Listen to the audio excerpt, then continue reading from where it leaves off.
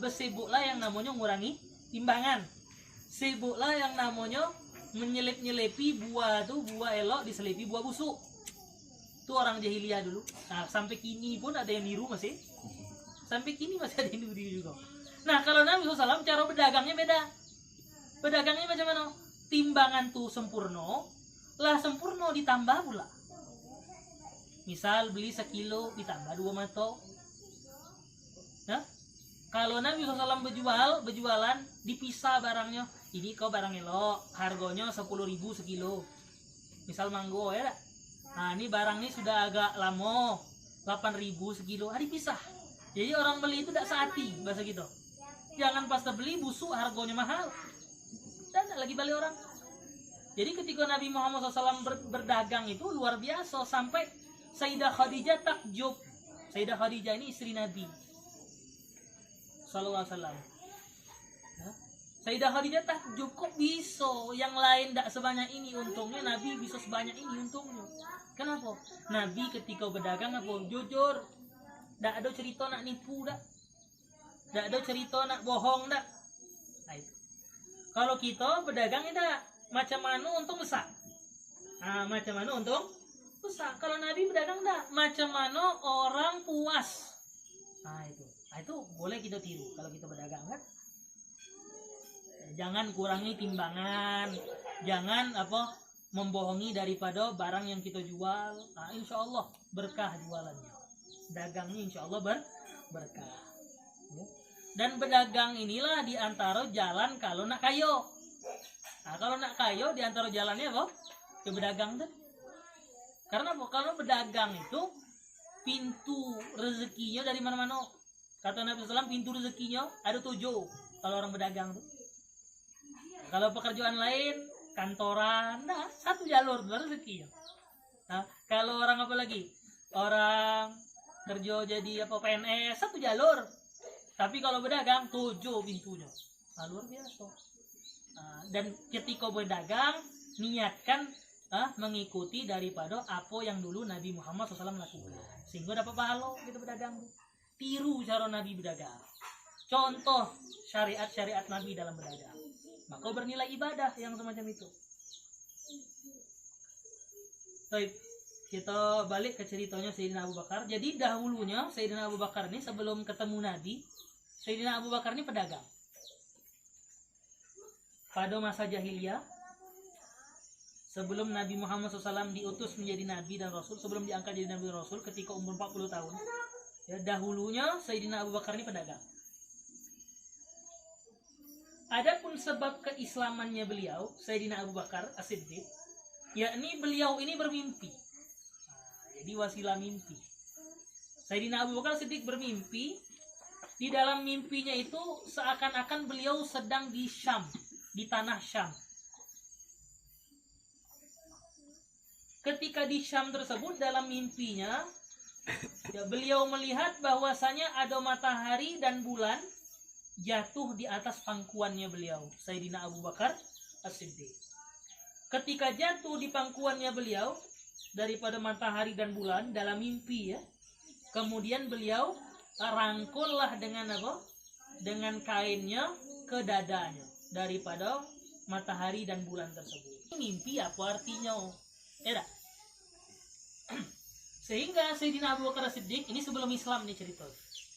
Maka Sayyidina Abu Bakar As-Siddiq beliau mencari orang yang biasa menafsirkan mimpi. Beliau pergilah ke siapa? Beliau pergi ke rahib. Rahib ini pendeta. Beliau pergilah ke pendeta Nasrani. Liyas'aluhu an ru'ya, untuk menanyakan apa arti daripada mimpinya tadi malam. Kemudian datanglah Sayyidina Abu Bakar Siddiq kepada pendeta Nasrani tadi, atau bahasa Arabnya rahib. Kemudian diceritakanlah apa yang ia mimpi. Kemudian Sayyidina Abu Bakar Siddiq minta tolong tafsirkan apa maksud daripada mimpi saya ini, apa maksudnya. Takbir, namanya takbir mimpi. Maka rahib ini berkata, pendeta Nasrani ini menanyakan, min aina anta, wahai Abu Bakar, dari mana engkau? Asalnya dari mana? Abu Bakar, Sayyidina Abu Bakar menjawab, min Makkah, sayoni dari Mekah. Kemudian ditanya lagi oleh pendeta, min ayyi qabilah, ente dari qabilah mano, dari suku mano? Dijawablah oleh Sayyidina Abu Bakar, min qabilati Taim, min qabilati Taim, saya dari qabilah Taim. Wa ma sa'naka, gaweanmu apa? Nah, gaweanmu apa pekerjaan kau wahai Sayyidina Abu Bakar? Pekerjaan saya tijarah, pedagang. Wa qala, berkatalah rahib ini, akan keluar di zamanmu seorang lelaki dari Bani Hashim, keturunan Hashim. Karena di antara kakek Nabi itu namanya Hashim. Sehingga keturunan dari jalur Nabi Muhammad SAW itu disebut juga dengan namanya Bani Hashim. Anak keturunannya Hashim. Atau disebut dengan Bani Hashim. Kata rahib ini, kata pendeta ini, akan datang pada zamanmu seorang lelaki dari golongan Bani Hashim. Atau kalau sukunya suku Quraisy.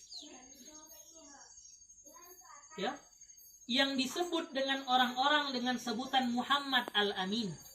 Nah, ini pendeta ini sudah tahu. Pendeta rahib ini tadi. Akan datang di zamanmu seorang lelaki dari Bani Hashim, anak keturunannya Hashim, atau dari suku Quraisy, yang mana laki-laki ini dipanggil dengan sebutan Muhammad Al-Amin.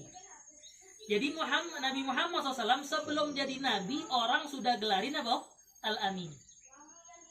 Nabi Muhammad SAW sudah digelari orang sebelum jadi Rasul dengan sebutan Al-Amin. Artinya Nabi itu tidak pernah bohong.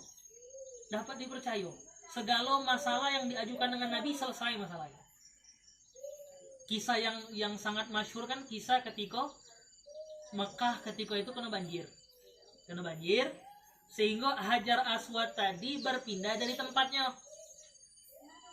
Sehingga suku-suku di Arab, dulu di Arab tuh bersuku-suku. Suku-suku di Arab, pemimpin-pemimpinnya belago. Tahu belago? Berebutan siapa yang paling berhak untuk naruh batu Hajar Aswad. Belago. Oh, saya yang lebih mulia, saya yang berhak. Oh, tidak, saya yang berhak. Berebut. Sehingga mereka bersepakat, siapa yang melewati pintu itu, pintu dekat Ka'bah, siapa orang yang melewati pintu itu, maka kita akan serahkan permasalahan ini kepada dia yang nyelesain. Tidak lama itu lewatlah Nabi Muhammad SAW di pintu dekat Ka'bah. Akhirnya Nabi Muhammad SAW ya dipercayai untuk menyelesaikan masalah itu. Apa kata Nabi SAW? Nabi SAW langsung membentangkan ridanya. Nabi bentangkan salnya, dibentang salnya Nabi, ya, diangkatlah oleh Nabi SAW, ya, daripada batu Hajar Aswad ditaruh di tengah-tengah sorban. Dipanggillah masing-masing daripada ketua suku Quraisy, ketua suku apa, dipanggil semua, megang daripada ujung-ujung rida sorban Nabi Muhammad SAW. Akhirnya mereka sama-sama narok batu Hajar Aswad ke tempat semula. Semenjak itulah Nabi Muhammad SAW ya digelar, ya diyakini oleh orang-orang Arab belum Islam ketika itu dengan sebutan Al-Amin, orang yang dapat dipercaya. Ya. Kita balik lagi kepada kitabnya. Jadi akan datang di zamanmu seorang laki-laki dengan nama Muhammad Al-Amin, Muhammad yang dapat dipercaya. Ia berasal dari kabilah Hashim, ya, atau suku Quraisy. Pendeta ini mengatakan, wahwa yakunu nabiyun akhir zaman. Ini orang yang bernama Muhammad Al-Amin tadi, atau kita kenal dengan Nabi Muhammad SAW. Beliau adalah nabi terakhir di zaman. Artinya tidak akan ada lagi nabi setelahnya. Laula dzalika, kalau bukan karena dia, kata pendeta nih, kalau bukan karena ia Nabi Muhammad SAW, lamma khalaqallahu samawati wal ardin. Kalau bukan karena Nabi Muhammad SAW, Allah tidak akan menciptakan langit dan bumi. Allah tidak akan menciptakan makhluk dan isi-isinya. Allah tidak akan ciptakan kita manusia. Kalau bukan karena Nabi Muhammad Sallallahu Alaihi wasallam. Luar biasa. Kita ini ada, alam ini ada, bumi ini ada, seluruh yang ada di alam ini semuanya ada dengan keberkahan Nabi Muhammad sallallahu alaihi wasallam. Ya, sebagaimana dikatakan oleh para ulama, laulaka ya Muhammad ma khalaqtul aflah. Kalau bukan engkau Nabi Muhammad SAW, maka semua ini tidak ada. Semua ini tidak. Semua karena adanya keberkahan Nabi Muhammad. Maka beruntung kita dijadikan oleh Allah umatnya Nabi Muhammad SAW. Ya, beliau adalah Sayyidul Mursalin, pemimpinnya para Rasul. Ya, beliau adalah pemimpinnya seluruh para Nabi dan Rasul. Beliau adalah junjungan alam, ya, Sayyidul Alamin. Beliau Nabi Muhammad Sallallahu Alaihi Wasallam. Beruntung kita daripada menjadi umatnya Nabi Muhammad Sallallahu Alaihi Wasallam.